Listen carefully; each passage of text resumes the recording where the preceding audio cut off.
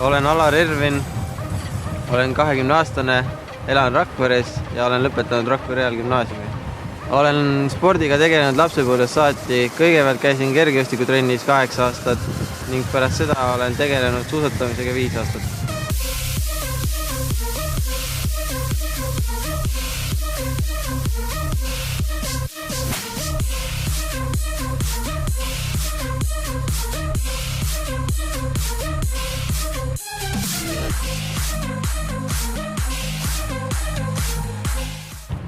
Oma suurimaks saavutuseks pean sellel hooajal saavutatud MM-i 36 koht 10 kilomeetrit vaba. Ja ka suusavahetusega sõit läks väga hästi, kus ma olin 47. Olen 2-kordne Eesti meister ja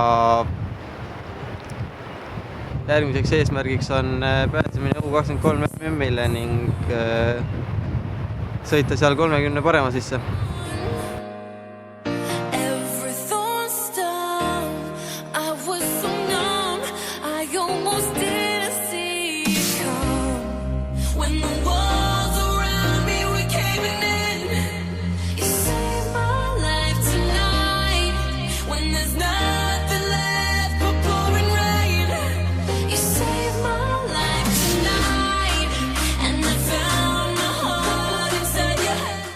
Spordi ja suusatamise koha pealt naudin seda, et saan ennast pingutada ja mulle meeldib see pingutusvalu ning tunne, et sa saad olla esimene ja tead, et keegi ei ole sinust tugevam.